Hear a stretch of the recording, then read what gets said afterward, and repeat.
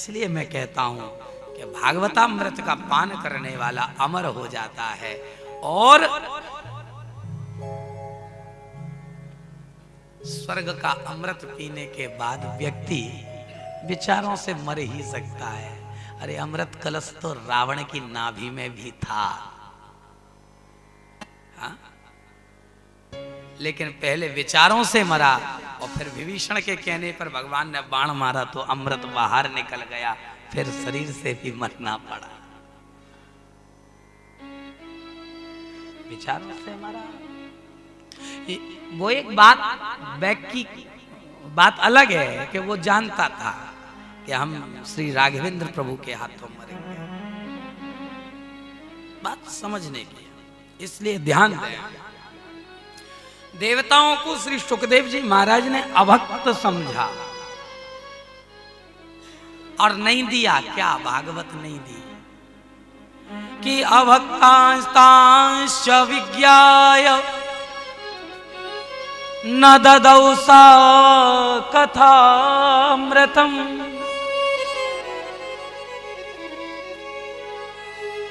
श्रीमद्भागवती भागवती वार्ता सुराणामपि दुर्लभा। ध्यान देना, अभक्त समझा देवताओं को। अभक्तांश विज्ञायो न ददौ, नहीं दिया। स कथामृतम, कथामृत नहीं दिया। क्यों? क्योंकि देवताओं को अभक्त समझा। वो भागवत को अमृत के बदले लेने आए थे। ये श्रद्धा का विषय है। याचक बनकर आते। अरे जिसका जन्म कथा सुनाने के लिए हुआ, वो कथा सुनाने से मना कैसे कर सकता है? मना इसलिए किया क्योंकि वो भागवत को अमृत के बदले लेने आए, इसलिए नहीं दिया। देवताओं को मन में लगा तो देवताओं ने ब्रह्मा जी से शिकायत कर दी। ब्रह्मा जी ने देवताओं को समझाने के लिए बहुत बड़ा तराजू लगाया। तराजू के एक पलड़े पर दुनिया के सारे साधनों को रखा, दूसरे पलड़े पर श्रीमद् भागवत जी को रखा।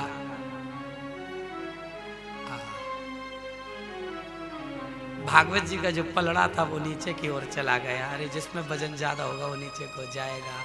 वो क्यों नीचे गया? क्यों? क्योंकि वो पोथी नहीं है, वो पुस्तक नहीं है, वो ग्रंथ नहीं है। श्रीमद् भागवतांख्योयम प्रत्यक्ष कृष्ण एव ही, वो साक्षात कृष्ण है।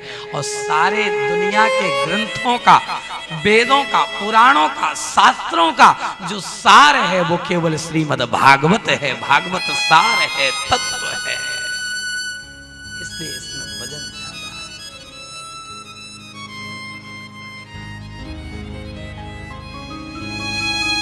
है। बड़ा सुंदर वर्णन आता है। एक बार देवर्षि नारद घूमते घूमते श्री वृंदावन धाम आए और वृंदावन धाम से फिर बद्रीनाथ गए। देवर्षि नारद ने सब जगह घूमा। घूमते घूमते बद्रीनाथ में पहुंचे। वहां सनत कुमारों का दर्शन हुआ। नारद जी को चिंतित थे तो सनत कुमारों ने श्री नारद जी से पूछा, कथम ब्रह्मणदीन मुखा कुतश्चिंतातुरो भवान त्वरितं गम्यते कुत्र कुतश्चागमनं तव।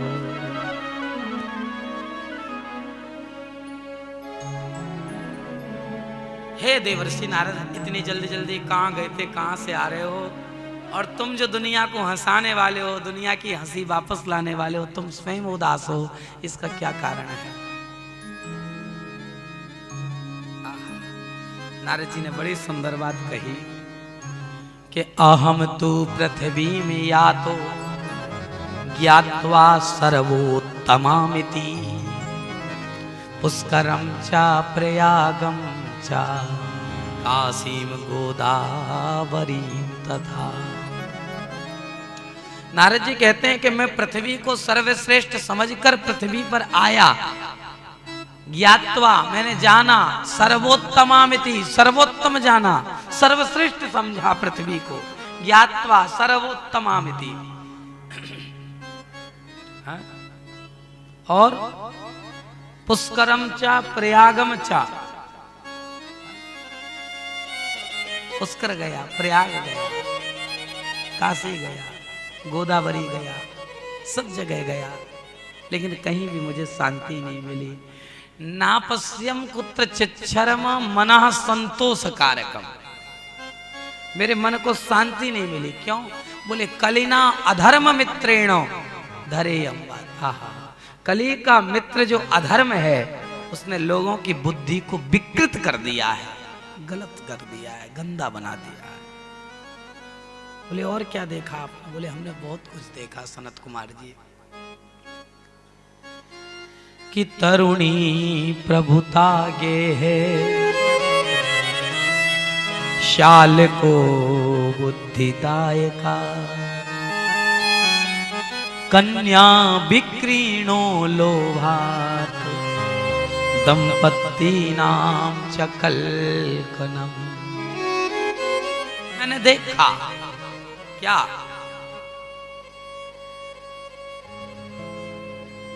तरुणी प्रभुता के घर में नई बहू की चलती है।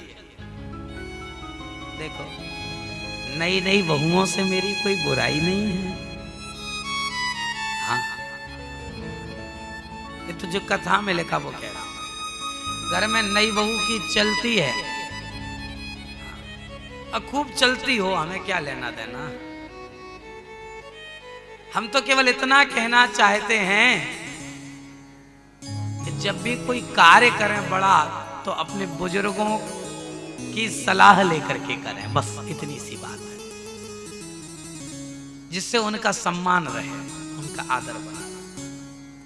लेकिन घर में चलती नई बहू की है और घर में मंत्री बनकर के बैठा हुआ है साला।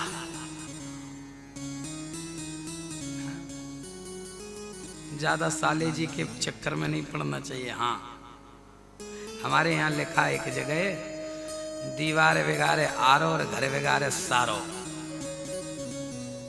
दीवार में अलमारियां ज्यादा होंगी तो दीवार कमजोर हो जाएगी, घर में साले जी की चलती होगी तो हम ज्यादा दूर की बात नहीं करते हैं।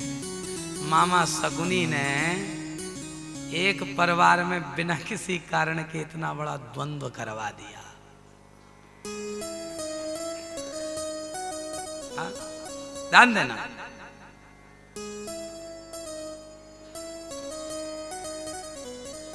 तो तरुणी प्रभुता गे है, श्याल को बुद्धिदायका। और बोले इस कलयुग में मैंने एक और चीज देखी। बोले क्या? कन्या विक्रीणो, कन्या का विक्रय, कन्या को बेचा जा रहा है। कन्या विक्रीणो लोभात, लोग लोभ के वशीभूत होकर कन्या को बेच रहे हैं।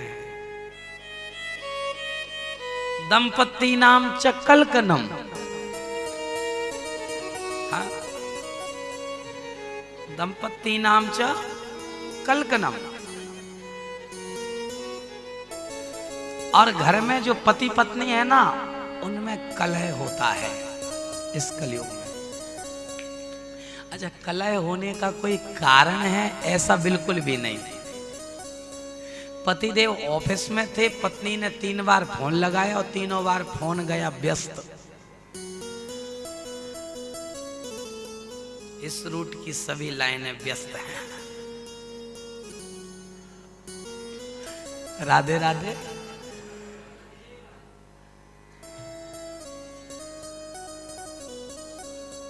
जिस BSNL कस्टमर से आप बात करना चाहते हैं वो अभी दूसरी कॉल पर व्यस्त है, कृपया थोड़ी देर बाद डायल करें। एक बार पत्नी ने लगाया, चलो कोई बात नहीं, कोई काम की बात चल रही होगी कहीं। अब कहीं दूसरी बार लगा दिया, फिर भी वही बोला, चलो कोई बात। कहीं तीसरी बार लग गया, फिर भी नहीं लगा। दिन में 2, 4, 5 बार लगाया, फिर भी नहीं लगा। अब शाम को पतिदेव आए घर थके हारे। हाँ? अभी ऑफिस से लाकर के बैग रखा ही था, पत्नी से कहा जाओ 1 गिलास पानी लेके आओ। सामने आकर के बैठ गई मुंह फैला करके, और सबसे पहले प्रश्न दागा, प्रहार किया, आक्रमण। हाँ? सबसे पहले हाँ? उसने कहा बहुत थक गया हूं, जाओ एक गिलास पानी लेकर आओ। पहले ये बताओ कि बात किससे कर रहे थे?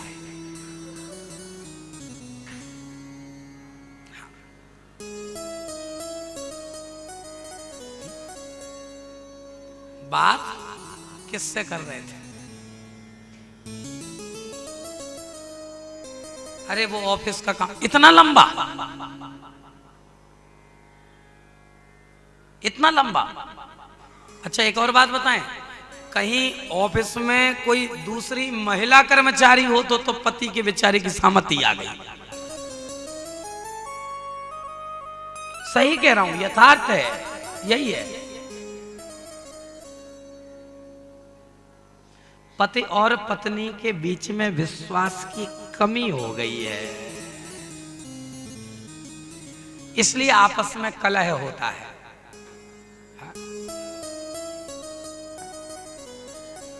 अरे एक बार तो फोन लगा के कह देते कि हम चलो बात नहीं कर पाए। अच्छा सबके घर में होता है थोड़ा बहुत झगड़ा, होता है ना? हाँ, सबके घर में। अच्छा थोड़ा बहुत झगड़ा तो करना चाहिए आपस में, इससे प्रेम बढ़ता है। राधे राधे। अच्छा कोई ज्यादा व्यस्त हो और बात ना कर पाए तो रात्रि को फोन आता है, अरे इतनी व्यस्तता। अच्छा कहीं पति ने कहा अच्छा चलो ये सब बातें हम बाद में करेंगे, पहले हमको भोजन तो दो, जल तो दो, पानी तो पिलाओ, उसी के पास जाओ जिससे तुम बात कर रहे थे, वही देगी। हाँ?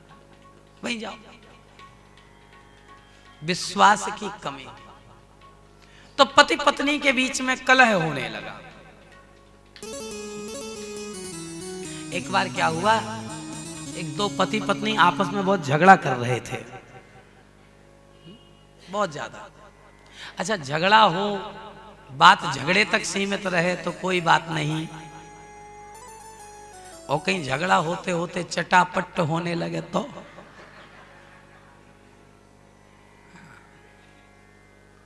राधे राधे। तो फिर पड़ोसियों का सोना भी मुश्किल हो जाता है। बात केवल मुंह बात तक होनी चाहिए। हाँ ध्यान सुनना मेरी बात। तो दो पति पत्नी थे, आपस में बहुत झगड़ा करते थे, बहुत झगड़ा करते थे। पड़ोसियों का तो पड़ोस में रहना मुश्किल हो गया। एक दिन रात को बहुत झगड़ा हुआ, 12 बजे रात को। राधे राधे। और दोनों आपस में झगड़ा कर रहे थे। अच्छा झगड़ा हो रहा था तब तक तो कोई बात नहीं, पर जोर जोर से आवाजें आने लगी। पड़ोसियों ने सोचा ये तो सोने ही नहीं देगा, क्या करें। इसलिए जो है पड़ोसी निकल करके आए, आकर के दरवाजे पर दस्तक दी। जिसके घर में झगड़ा हो रहा था वो बाहर निकला। कहिए क्या बात है? भैया आप लोग इतनी जोर से झगड़ा क्यों करते हो? हमको सोने में भी डिस्टर्ब होता है, झगड़ा नहीं करना चाहिए। समझाने का प्रयास किया, भीतर आके अच्छा चाहिए, बैठिए बैठिए, तुम दोनों झगड़ा क्यों करते हो? तो पत्नी कहती है मैं अपने बेटा को इंजीनियर बनाना चाहती हूँ। तो पड़ोसी बोला इसमें तो कितनी बढ़िया बात है, तुम इंजीनियर बनाना चाहती हो, इसमें झगड़े की क्या बात है? बोले नहीं नहीं जी, ये जो मेरे हैं ना ये उसको डॉक्टर बनाना चाहते हैं।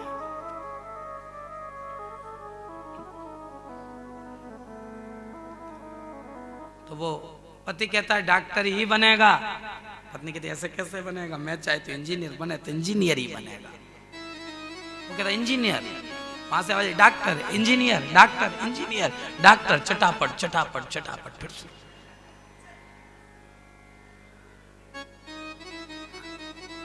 पड़ोसी बोले रुको रुको रुको रुको भैया, झगड़ा क्यों करते हो, मारपीट क्यों करते हो आपस में? ठहर जाओ, तुम कह रही हो कि तुम्हारा बेटा इंजीनियर बने और ये कह रहे हैं कि तुम्हारा बेटा डॉक्टर बने। ऐसा क्यों नहीं कर लेते? अपने बच्चे से पूछ लो वो क्या चाहता है, क्या बनना चाहता है। हाँ? अब तक दोनों लड़ रहे थे, झगड़ा कर रहे थे, अब दोनों एक दूसरे की शक्ल देख के मुस्कुराने लगे।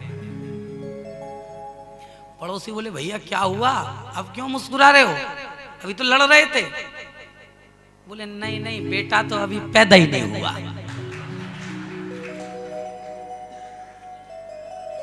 झगड़ा पहले से। अच्छा एक और बात बताएं, ये पति पत्नी में जो झगड़ा होता है ना, ये शादी के 2 साल तो नहीं होता, तीसरी साल से शुरू होता है। हाँ हाँ? नहीं भैया ऐसा मत बोलो। राधे राधे। रे राधे। अच्छा शादी के पहले साल में पति बोलता है, पत्नी सुनती है। वो मेरे कोट के बटन लगा देना, जी अभी लगाती हूँ। वो ऑफिस के लिए टिफिन बना के रख देना, जी अभी रखती हूँ। पूरे कपड़े धो दिए, मेरी फेवरेट शर्ट धो दी, लाओ, जी अभी लाते हैं। वो फाइल कहाँ है ऑफिस की, अभी लाते हैं। वो दुकान के कागज रखे थे, अभी लाइए, जी जी जी। पहला साल निकल जाता है, पर्दा आता है, फिर पर्दा खुलता है, दूसरा दृश्य आरंभ होता है, दूसरा वर्ष आरंभ होता है। दूसरे वर्ष में फिर पत्नी बोलती है और पति सुनता है। वो बच्चों की फीस स्कूल की, तनख्वाह तो मिल जाने दो, सब कर देंगे। वो मेरा सामान वो बाजार से ले आए कि नहीं, अरे तनख्वाह तो मिल जाने दो, मैंने कहा ना सब आ जाएगा। वो बच्चों के स्कूल की टैक्सी वाले से बात कर लेना, उसको देना है पैसा। हाँ अरे मैंने कहा ना तनख्वाह तो मिल जाने दो, सब कर देंगे। हाँ।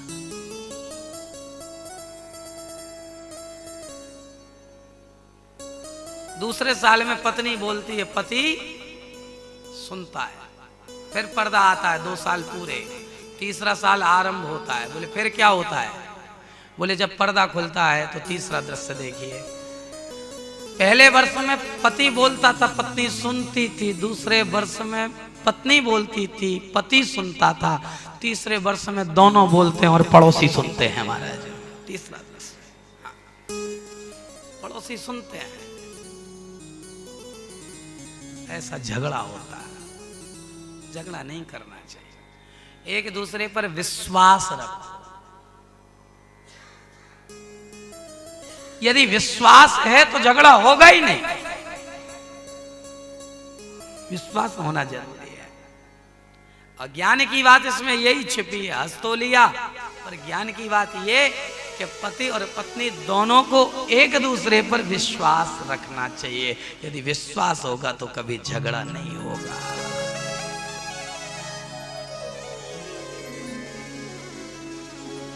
इस कलयुग में एक और चीज है। बोले क्या? बोले लोग कटुभाषी हो गए। पहले लोग मृदुभाषी थे, मृदु भाषा बोलते थे, मीठी वाणी बोलते थे। अब लोग कटुभाषी हो गए। बराका कूट भाषिणा, ऐसा लिखा है भागवत में। बराका कूट भाषिणा, लोग कटुभाषी हो गए। पहले कोई व्यक्ति कहीं से निकलता था और दूसरी माता जी कोई बैठी हो अपने घर के दरवाजे पे, और कोई दूसरी माता जी निकल रही हो रास्ते से, तो बात शुरू होती थी कैसे? अरे बहना बैठी हो, हाँ? बैठी हो? ओह हाँ, राम राम जी, श्याम श्याम, आओ तुम भी बैठो। ऐसे चर्चा होती थी, फिर बात आगे बढ़ती थी। राम राम होती थी, श्याम श्याम होती थी, बातचीत आगे बढ़ती थी। कैसी हो, क्या कर रही हो, आजकल परिवार सब ठीक ठाक है कि नहीं? लेकिन आज के जमाने में बहुत कटुभाषी हो गए लोग। कोई व्यक्ति बैठा था, दूसरे व्यक्ति ने पूछा उससे कि बैठे हो, तो वहां से वो खड़ा होकर, अच्छा तुमको हम बैठे अच्छे नहीं लगते, लो मैं उठ जाता हूं, तू बैठ जा।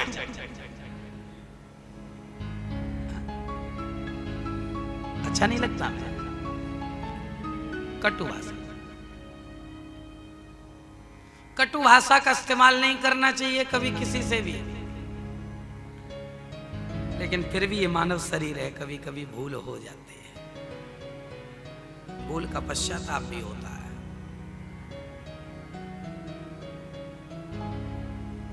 अच्छा, एक बार किसी ने किसी से पूछा, अरे भैया कितने भाई हो?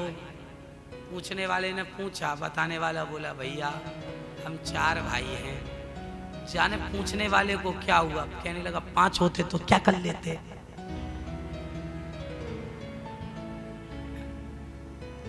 लोग कैसे हो गए?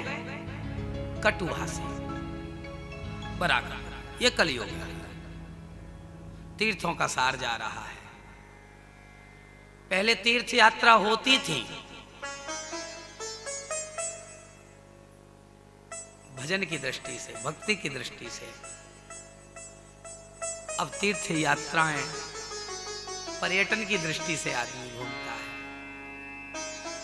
भक्ति भाव होना चाहिए, ठाकुर जी का नाम होना है। विषय बड़ा लंबा है, इस विषय पर ज्यादा चर्चा नहीं करते। 2 मिनट ठाकुर जी का नाम गा लें।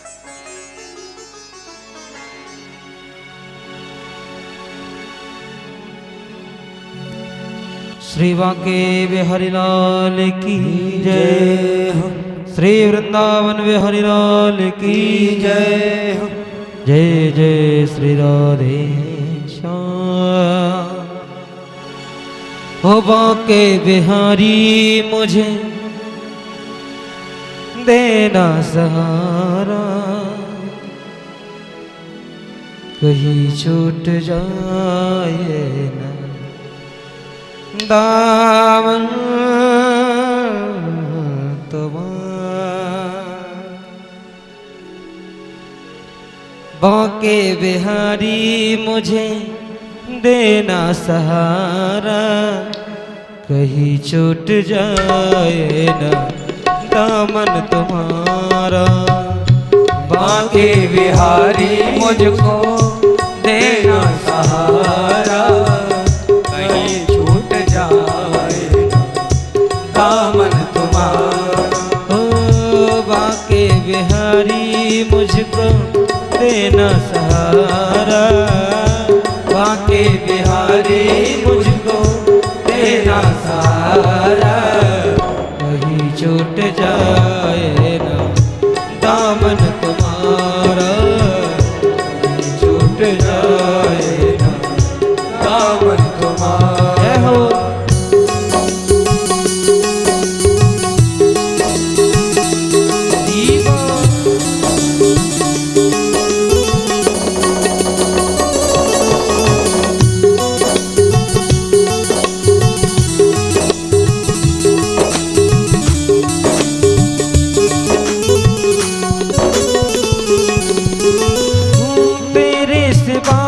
दिल में समाई ना कोई, तेरे सिवा दिल में समाए न कोई। लगन का ये दीपक बुझाए न कोई। लगन का ये दीपक बुझाए न कोई। हाँ लगन का ये दीपक बुझाए न कोई। लगन का ये दीपक बुझाए न कोई। इसलिए बारे तू मेरी कश्ती है, तू है किनारा। तू ही मेरी कश्ती है, तू ही है किनारा।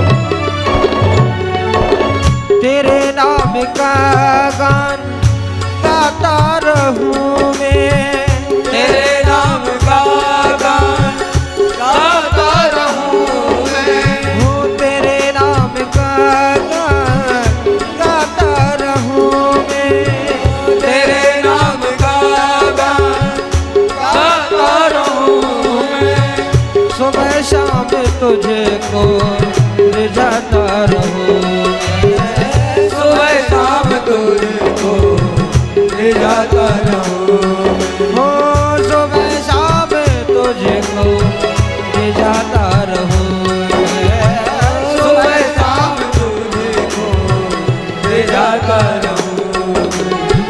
तेरा नाम मुझे को है प्राणों से प्यारा, तेरा नाम मुझे को है प्राणों से प्यारा, कहीं छूट जाए ना दामन तुम्हारा, कहीं छूट जाए दामन तुम्हारा।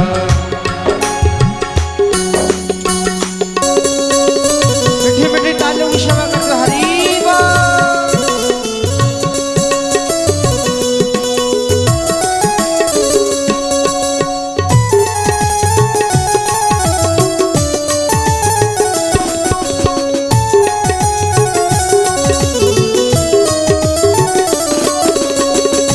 बांके बिहारी लाल की जय हो।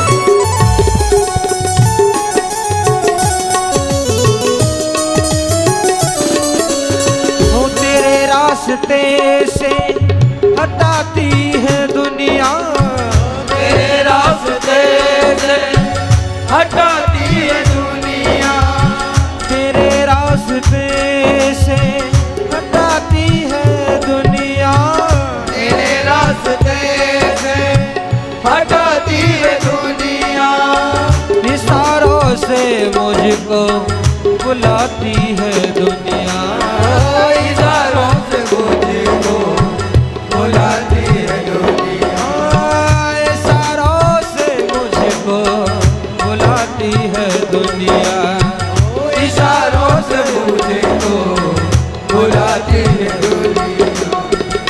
देखूं न हर कुछ में दुनिया का इशारा, देखो न हर गिर में दुनिया का इशारा, वही छूट जाए ना दामन तुम्हारा, कहीं छूट जाए दामन तुम्हारा। ओ बांके बिहारी मुझको देना सहारा, बांके बिहारी मुझको देना सहारा, कहीं छूट जाए ना दामन तुम्हारा, कहीं छूट जाए दामन तुम्हारा।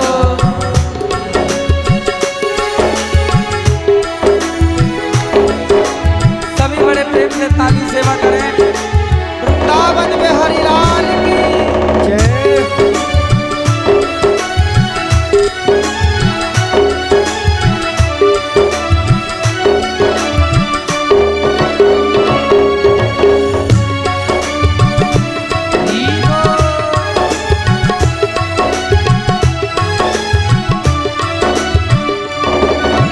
श्री राधे। बड़ी भूल ओ, बड़ी भूल की जो मैं दुनिया में